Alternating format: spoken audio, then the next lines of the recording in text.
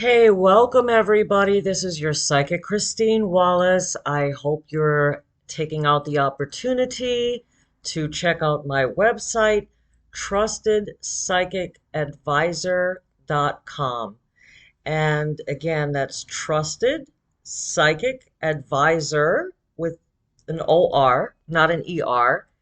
So trustedpsychicadvisor.com. I want to thank all of you for listening in. I would love for you guys to go ahead and read a lot of my blog posts talking about soulmates, how crystals help people, the power of manifesting. Yeah, I think a lot of us don't realize how much power we have over our lives and sometimes obviously influencing the lives of other people as well. Our words have power. Our thoughts have power. Stuff we do is in fact meaningful. For every action, obviously, there is a reaction. So, for example, if you're thinking really negatively all the time and you have lots and lots and lots of negative, intrusive thoughts, your body is going to take a physical reaction to that. It starts to create depression. It starts to create anxiety, obviously, because we start to feel like we're not in control and all of that stuff. And that's another thing, control. So the thing it is, the thing is about control is the ego wishes to control everything. Okay? We don't like feeling vulnerable. We wish to control everything. And where that stems from is actually the ego.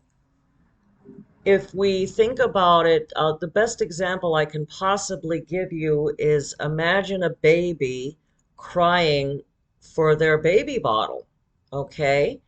And the baby's crying, and mom is, wants to get ready and give the baby a bottle because obviously the baby is hungry, but the baby is kind of like in this crying and primitive rage, so to speak. And that's because the baby doesn't understand completely the concept of time. You know, if that baby knew that in about a minute or less that mom is going to surface with that baby bottle, they would stop crying, after sending out the first signal. But because there's no real comprehension of time, and also primitive rage stems from I want what I want and I want it now. So at the end of the day, the feeling of us wanting to be or having so much control or wanting what we want and I want it now is kind of like an emotional setback of sorts, because having patience is obviously kind of like adulting and accepting that, bad things happen to good things happen to bad people sometimes. There are certain things that are obviously outside of our control, okay? And we just have to accept that. And once we learn acceptance, then we'll be all right if we can just accept that some things in life are outside of our control. I mean, if you really want to bring it down to the nitty-gritty, in time, everything changes. So let's say, for example, I wake up and I put my shoes on and I tie my shoelaces, which I think I have control over, whether my shoelaces are tied or not. Eventually, at some point, they will loosen up and open up sooner or later. without me trying to open them. In enough time, the shoes themselves could just, fall apart. So at the end of the day, I only have control as to whether my shoes are tied or not for a certain period of time. So that's another thing that we need to learn to embrace in life as well. Everything changes. But as human beings, again, this is our ego speaking to us, we wish for things to stay as long as we want them to stay, or as long as we like, for as long as we want. When we're in a good position in life and when we're feeling good and happy, we want that to go on forever if we had that kind of power. But do we really have that kind of power? Something could happen, God forbid, you know? Uh, maybe lose a job, maybe, get a phone call that someone's had an accident or a relative has passed away, God forbid. And that could definitely, put us in a bad mood and us to have a negative reaction. So yet again, this is something that's outside of our control. Okay, we can't control a whole lot, but that stems from the ego, which, as I mentioned earlier, the ego is essentially emotionally immature to have an expectation to have total control and for things to stay the way we like them for as long as we want. And should we change our minds and not like a situation, we wish to end it whenever we wish to. So, like I said, let's look at things in reality. Do we have that kind of power? I think we have the power to influence things, but I don't feel that we have control. And if we do have some control over something, it's only going to last for a certain period of time. So the bottom line of what it is that I'm trying to say here is wanting to have control, not embracing change, that everything changes sooner or later, is stemming from the ego and pride before the fall. So, with that being said, and everybody that's listening here right now, by the way, thank you for listening, knows that what I just said is 110% true. I don't think that there's anyone listening in that could say otherwise. But if you do have a different opinion on this subject, don't hesitate to leave a comment. So, moving forward, let's get to Buddha and the Four Noble Truths. So, one of the Noble Truths, which I find the Four Noble Truths to be very brilliant, because yet again, these are undeniable truths. So, the Buddha says that in life, there is suffering. We are all suffering. And we're all suffering big time. Now, some of us that are more up in our age take things a lot less seriously as we get older and wiser. And, it's kind of like a been there, done that. But then we can turn around and look at a teenager, and this teenager, their relationship broke up with someone and they're floored and they're devastated. And we're kind of just looking at them, knowing very confidently that this is going to pass and it's okay and, get back on the horse and all of that. But whatever is troubling us, what we consider to be a big problem, and we're really suffering, that teenager with less wisdom and less experience feels that tremendous amount of suffering as well. So, with that being said, what we think is a little problem to us is a very big problem to the next person, and so on and so on, right? And also, many of us react differently to situations that occur in our lives. Not all of us respond to situations in the same way, suffering situations. But back to my point, the Buddha says that in life there is suffering. He even goes as far as to say life in and of itself is a series of lots of suffering. And yeah, we all have problems. So the Buddha goes to search for why. He went on to search for why are we all suffering. And the second noble truth is attachments. We as human beings get attached. We get attached to ideas, we get attached to people, we get attached to material possessions, we get attached to almost anything, really. I mean, depending on who you ask, if there is someone suffering, usually the cause of it is attachment. So, after listening to this, think of anyone you know, including yourself, and when you think about what the root source of this suffering is, you will understand that the root of this is attachment. So if you think about people that are grieving, or someone that has passed away, a family member, a partner, whatever the case may be, this person is suffering because they don't want that to happen.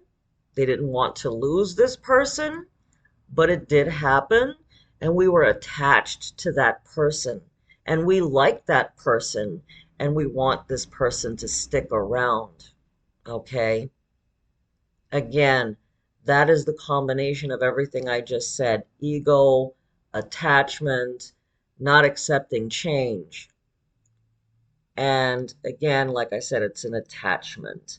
So we can also get attached to ideas as well. For example, at this time in my life, I should have this, that, and the other thing. I should have been married. I should have had a couple of kids. I should have had my own business. By this time in my life, I should be a property owner, and so on and so on. And we get attached to that idea because here in this country, in America, this is what society laid out as to what our expectations should be. Not necessarily that we want these things. I mean, it all sounds good on paper, but this is an expectation of what society has laid upon us, or maybe a culture has laid upon us. It doesn't necessarily have to be those specific things that I just mentioned, but in many cultures, there are certain expectations that are placed upon us, and we get attached to this idea in our minds, and yet again, ta-da, we are suffering because we feel like sometimes we are not reaching certain milestones, okay? Especially when, my cousin did this or my friend has got that. And also, we keep comparing ourselves to other people. Again, the root of it is attachment. So, let's go back again, just a little refresher. In life, there is suffering. Second noble truth, the cause of our suffering is the attachment. Okay? So now let's move on to the third noble truth. The third noble truth is telling us that all of this, these two that I just mentioned, are all the result of the, yet again, immature, emotionally immature ego and the want to have control of everything. It sounds weird when you just say it like that, but at the end of the day, this is pretty much what we want to do in one way or another. And pride before the fall, right, guys? So ego is not a friend when it gets obviously completely out of balance. So, should I sit here and say that an ego is completely bad? Uh, like I said, there's a healthy amount of ego. I mean, I don't know if they necessarily belong in the same box, but your feelings are important, they're valid. You need to have self-love. So let's not twist and turn this in like not having any feelings for yourself whatsoever, because you do have to have, and even so, there's something called a healthy amount of narcissism, which means I think about myself, I care about myself, I'm concerned about myself, and I'm concerned about how I'm treated. So that's the healthy amount, right? So like I said, the third noble truth is obviously, the ego. Number four is, so what is the cure for the suffering? Buddha goes out and continues his hunt. And these are all the things, by the way, that the Buddha discovered during his meditation. And the solution to the problem is accepting and embracing change. Nothing lasts forever, guys. Everything is born, everything eventually dies. Living, life, death is a part of the circle, as we all know. Okay? And, things, everything changes. People change. Okay? Uh, Circumstances are changing all the time. Countries are changing all the time. There's always something happening, obviously. And we need to accept it. So we need acceptance. We also need to know that there are many things in life that we can't do anything about. So that is the acceptance. Okay? And if the root of the suffering is attachment, the solution to that is very obvious. Just yet again, accept, embrace, and know that everything is happening for a reason. This is now where trust comes in. Okay? Everything comes into our lives, whatever it may be, to move us into the greater good. So the cure to the problem is, let's not get attached. And when something changes, for us to know, like for example, even a breakup, so the relationship didn't last. For many people, obviously, and normally are very devastated when a breakup happens or they lose a loved one. Okay, it's normal to grieve, it's normal to be sad and all of that stuff, but it happens. And sadly, sometimes sooner rather than later, but that's something we're all going to have to go through, either losing a loved one or our lives ending at some point. We're not the ones necessarily to call the shots on who lives and who dies and when, right?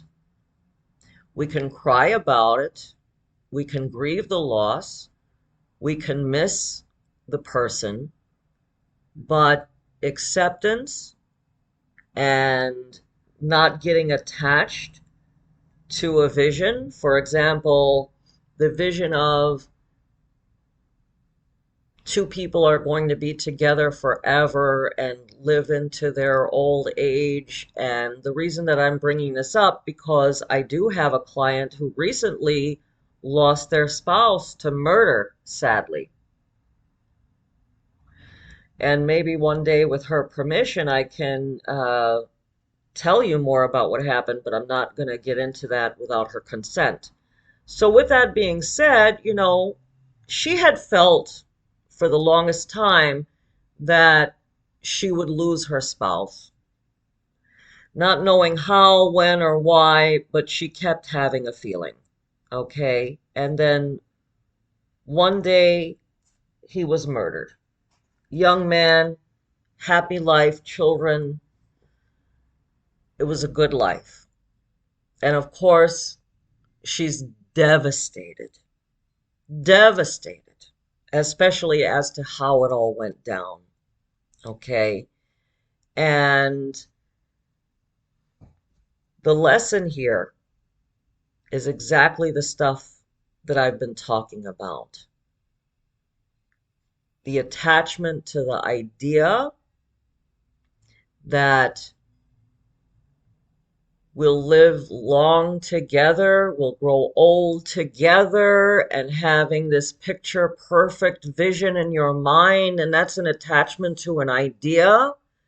But in some cases, the universe has a very different plan.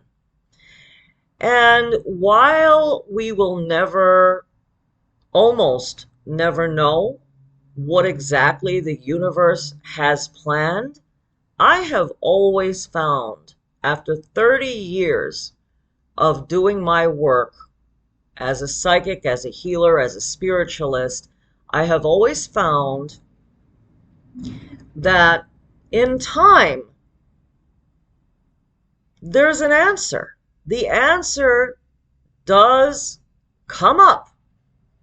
Why this happened, why that happened, and in many cases, it's for all of us to learn something, or believe it or not, in these terrible situations, sometimes something good manifests from it.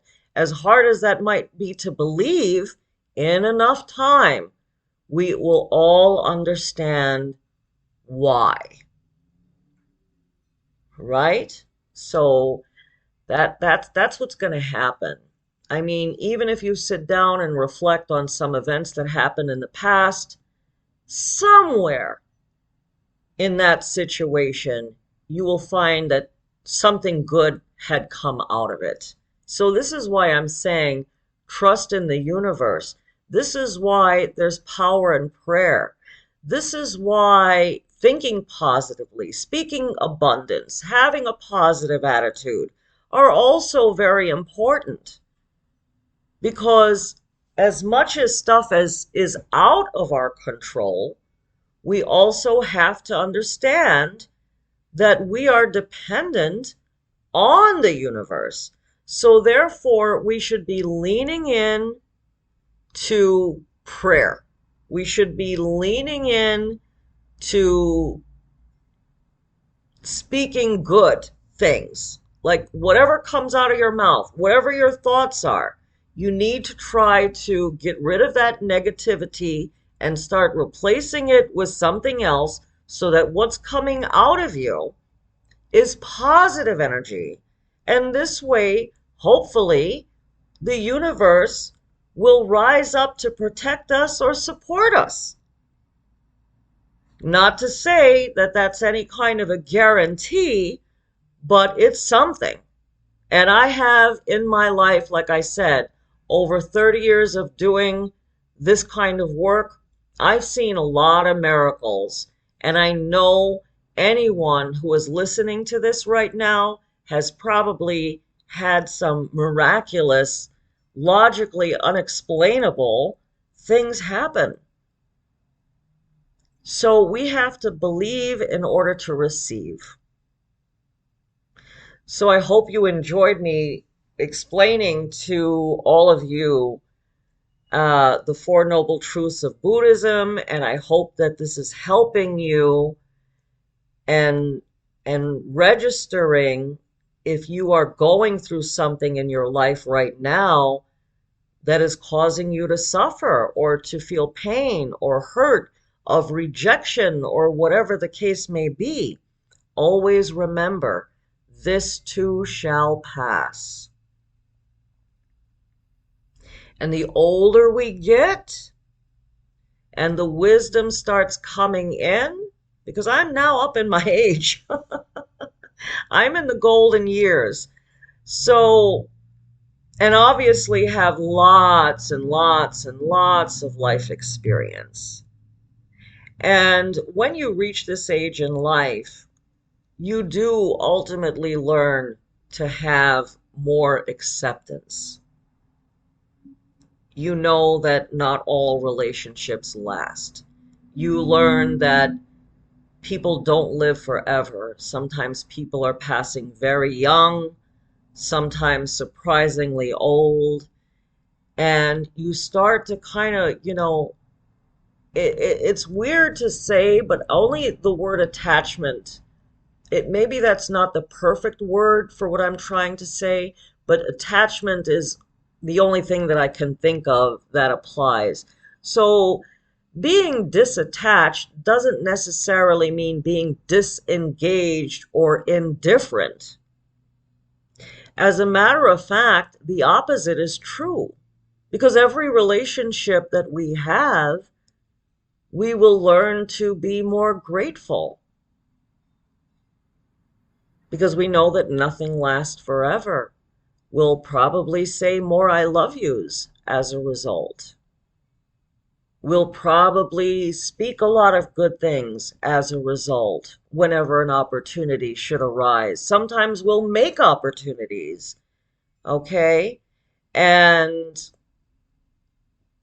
just generally be a more positive person and being more present and living in the moment.